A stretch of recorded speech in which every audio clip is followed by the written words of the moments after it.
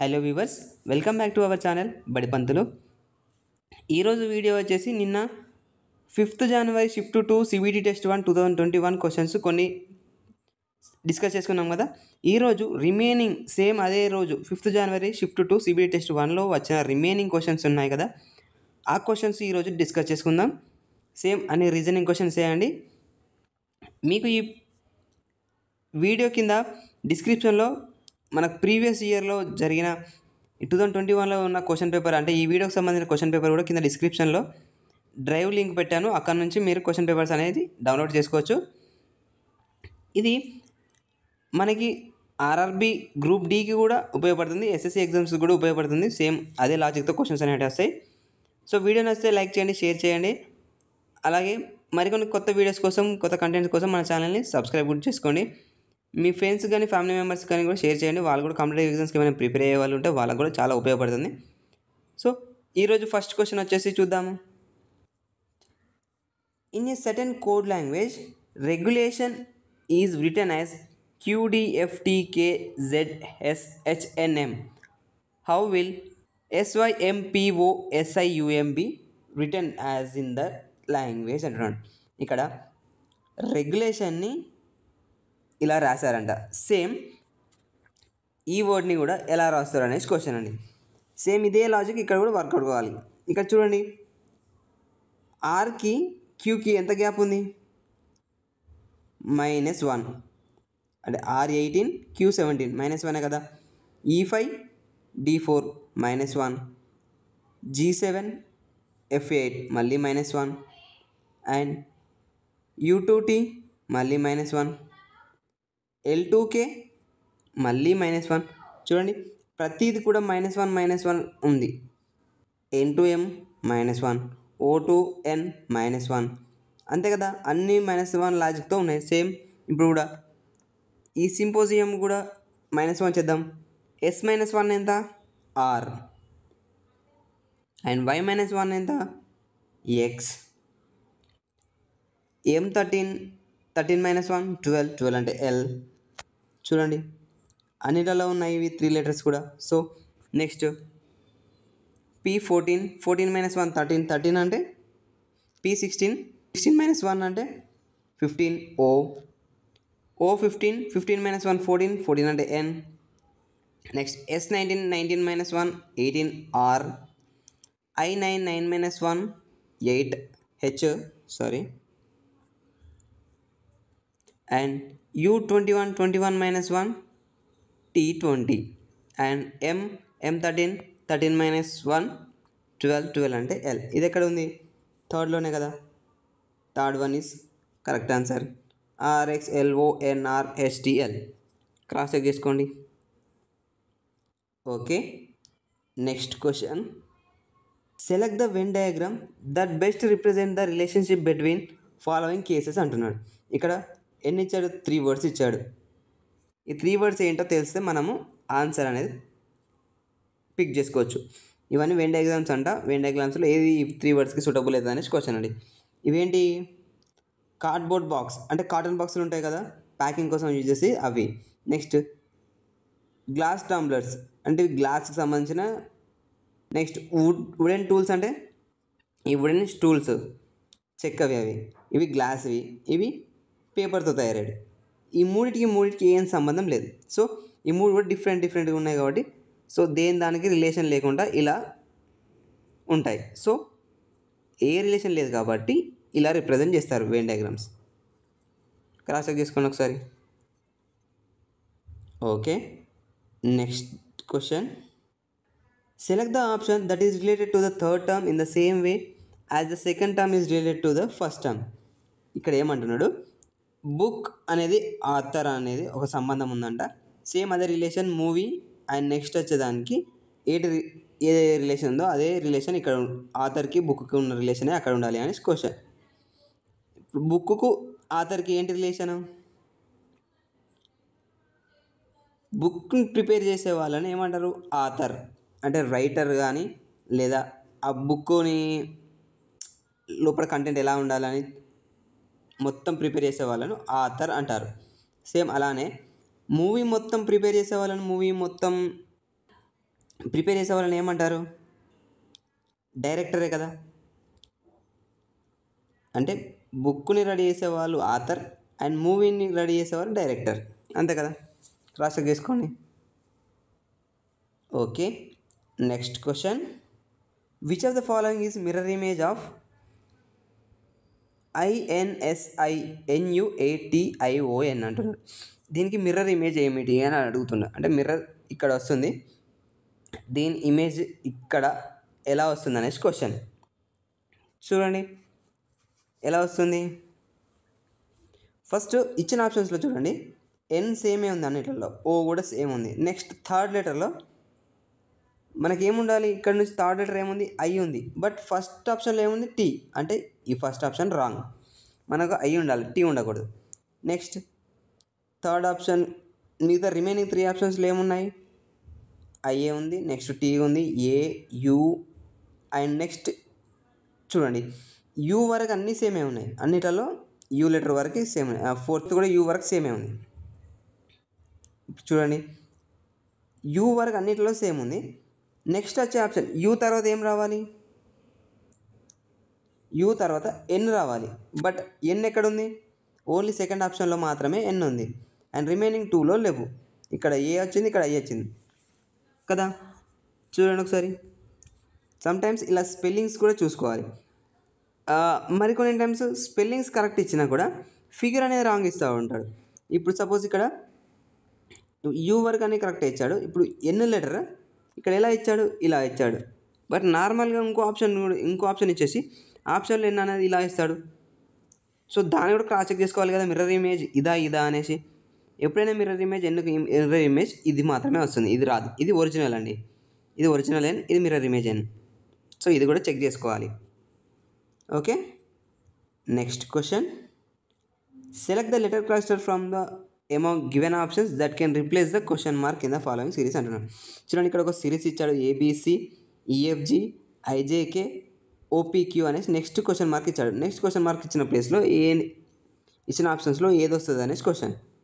చూడండి ఎలా రాశారు, ఏబిసి సీరియల్గా ఉన్నాయి, A B C and next D miss అయింది, అంటే మధ్యలో ఒక డి లెటర్ మిస్ అయింది. నెక్స్ట్ ఈఎఫ్జి మళ్ళీ సీరియల్. నెక్స్ట్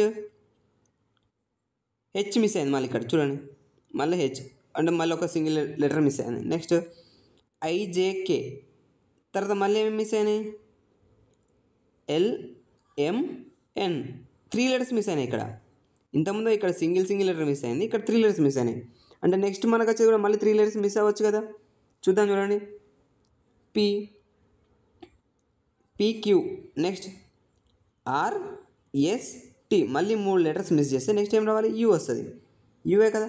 మళ్ళీ యూవిడబ్ల్యూ మళ్ళీ సీరియల్ రావాలి. ఆప్షన్ 2 ఈజ్ ఆన్సర్, అంతే కదా. క్రాస్ చెక్ తీసుకోండి ఒకసారి.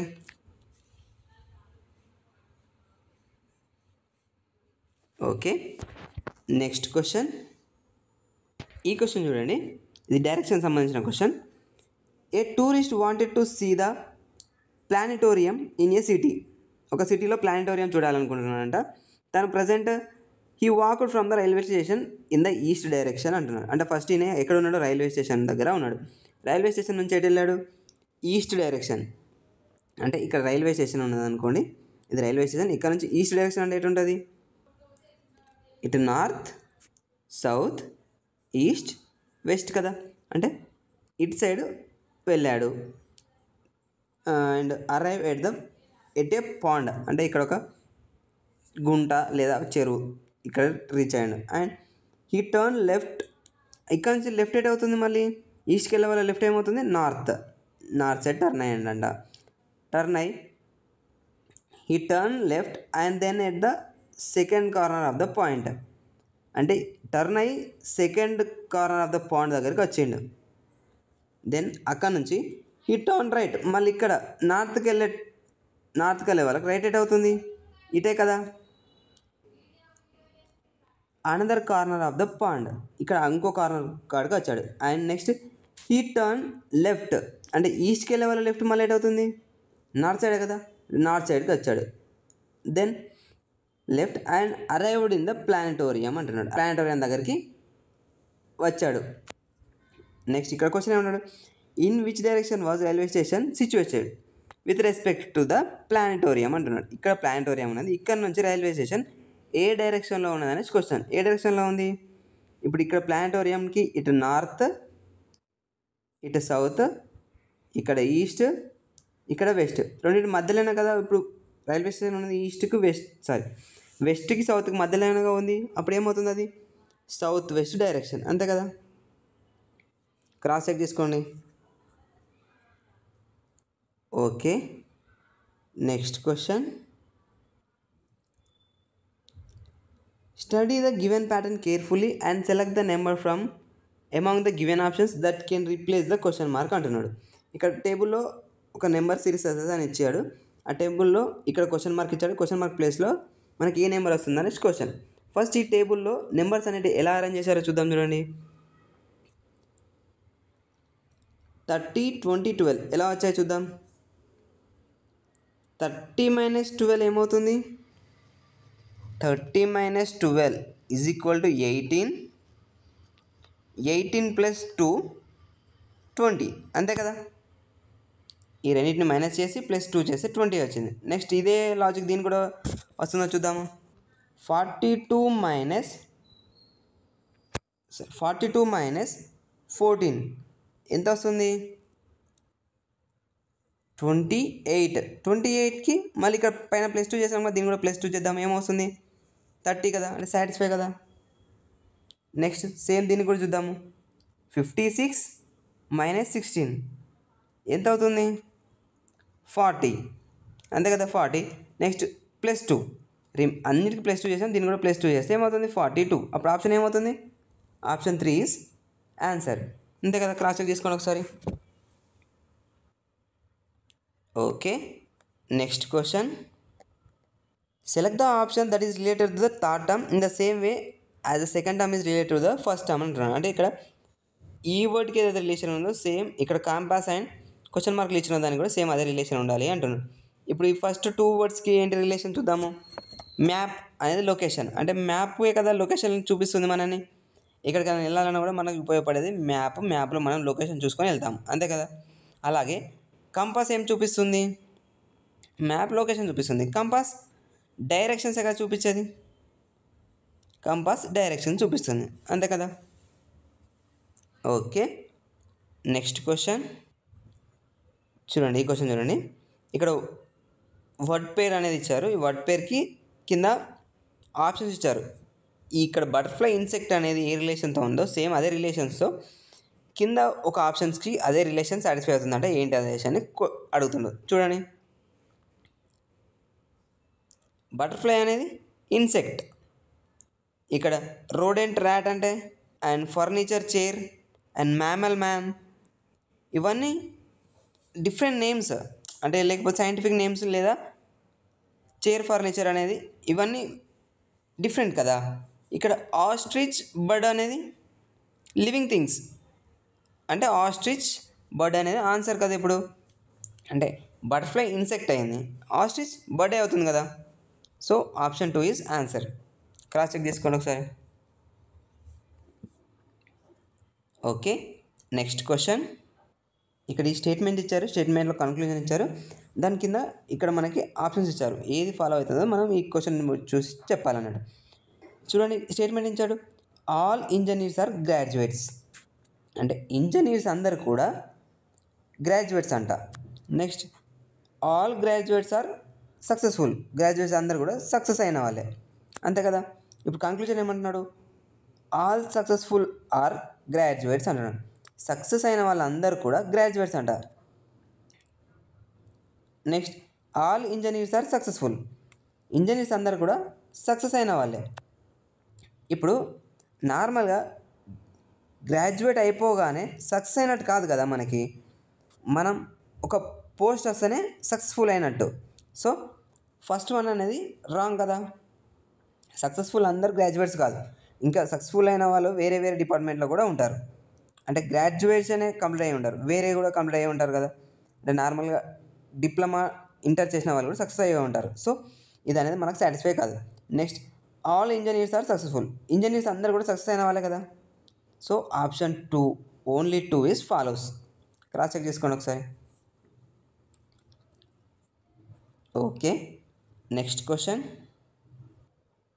In the position of a letter in the English alphabet is the value of the letter. అంటే ఇక్కడ ఒక వర్డ్ ఇచ్చారు కదా, ఈ వర్డ్స్లో లెటర్స్ అన్నీ నెంబర్స్ వాల్యూ అయితే then what will be the total of all letters in the word of ఈ వర్డ్ అంటున్నాడు. ఇచ్చిన దాంట్లో ఈ వర్డ్లో ప్రతి లెటర్ నెంబర్ పొజిషన్ తీసుకుంటే ఆ నెంబర్ పొజిషన్స్ అన్నీ యాడ్ చేస్తే ఎంత వస్తుంది అనేసి క్వశ్చన్. సో ఎంత వస్తుంది చూద్దాము.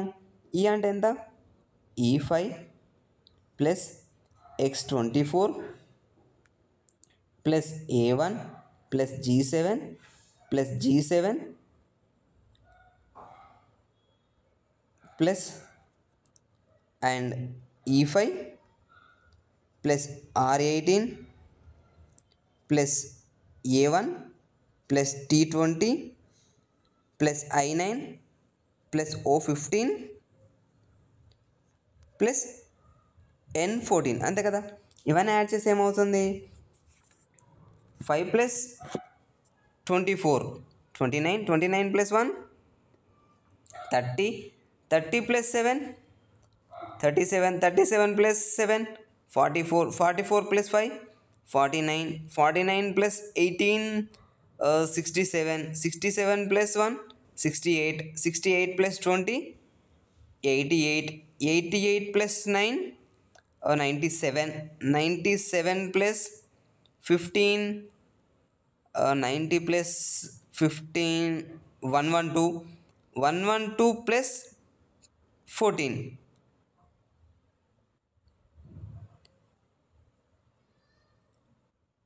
ఏమవుతుంది, 126 అంతే కదా. 112 ప్లస్ 14 126 అంతే కదా. Option 4 is answer. Cross check చేసుకోండి ఒకసారి. Okay, next question. Select the number from the given options that can replace the question mark అంటున్నాను. అంటే ఇక్కడ ఒక సిరీస్ ఇచ్చాడు, సిరీస్లో లాస్ట్లో క్వశ్చన్ మార్క్ ఉంది, క్వశ్చన్ మార్క్ ప్లేస్లో ఏమొస్తుంది అనేసి క్వశ్చన్. ఫస్ట్ ఈ నెంబర్ సిరీస్ అనేది ఎలా రాశారు చూద్దాము. 111 90 71 54 నెక్స్ట్ క్వశ్చన్ మార్క్ ఉంది, క్వశ్చన్ మార్క్ ప్లేస్లో ఏమొస్తుంది అనేసి క్వశ్చన్. 111కి 90కి ఎంత డిఫరెన్స్ ఉంది, 21. 90కి 71కి 19. నెక్స్ట్ 71కి 54కి 17. ఇక్కడ ఎంత డిఫరెన్స్ ఉంది చూడండి వీటికి. అంటే మళ్ళీ నెక్స్ట్ ఇక్కడ ఏం రావాలి, 21 - 2 19, 19 - 2 -2 కదా. నెక్స్ట్ 17 - 2 15, అంటే 54 ప్లస్ 15 ఎంత అవుతుంది, 39 కదా. సారీ 54 - 15 ఇవన్నీ 50 మైనసే కదా. అంటే 111 - 21, 90 - 19, 71 - 17, 54 - 15 ఏమవుతుంది, 39. 39 ఈజ్ ఆన్సర్. క్రాస్ చెక్ చేసుకోండి. Okay, next question. Select the Venn diagram. అంటే ఇంతకుముందు ఒక క్వశ్చన్ వచ్చింది కదా వెన్ డయాగ్రామ్ గురించి, సేమ్ అదే క్వశ్చన్ అండి. అంటే అటువంటి క్వశ్చనే సేమ్. ఈడేమంటున్నాడు, sports person, shooters and swimmers ఈ ముగ్గురిని ఇచ్చాడు. ఈ ముగ్గురికి సంబంధించిన వెన్ డయాగ్రామ్ ఏంటి అనేసి క్వశ్చన్ అడుగుతాడు. ఇప్పుడు చూడండి, స్పోర్ట్స్ పర్సన్స్ అంటే చాలామంది చాలా రకరకాల స్పోర్ట్స్ ఉంటాయి. స్పోర్ట్స్లో వారందరూ కూడా స్పోర్ట్స్ పర్సన్స్ అంటారు. సో ఇప్పుడు ఇక్కడ షూటర్స్ కూడా స్పోర్ట్స్ పర్సన్ అవుతారు, స్విమ్మర్స్ కూడా స్పోర్ట్స్ పర్సన్స్ అవుతారు కదా. సో అలాంటప్పుడు ఎలా అవుతుంది, ఈ షూటర్స్ వేరు, స్విమ్మర్స్ వేరు, బట్ వీళ్ళిద్దరు స్పోర్ట్స్ పర్సన్సే కదా. అంటే స్పోర్ట్స్లో వీళ్ళిద్దరు షూటర్స్ అండ్ స్విమ్మర్స్ అనేవాళ్ళు ఇద్దరు పర్సన్స్ అంతే కదా. అంటే 2 types ఆఫ్ గేమ్స్. అప్పుడు ఏమవుతుంది, ఆప్షన్ 2 కదా ఆన్సర్. క్రాస్ చెక్ చేసుకోండి ఒకసారి. ఓకే ఫ్రెండ్స్, ఇంతటితో వీడియో అనేది పూర్తి అయిపోయింది. నచ్చితే లైక్ చేయండి, షేర్ చేయండి. అలాగే మరికొన్ని వీడియోస్ కోసం, మరికొన్ని ఇలాంటి చార్ట్ ట్రిక్స్ కోసం మన ఛానల్ని సబ్స్క్రైబ్ కూడా చేసుకోండి. అండ్ మీ దగ్గర ఏమైనా క్వశ్చన్స్ ఉన్నా, మీకు ఏమైనా డౌట్స్ ఉన్నా అండ్ ఎక్స్ప్లెనేషన్లో ఏమన్నా చేంజెస్ కావాలన్నా కూడా నాకు కామెంట్ చేయండి.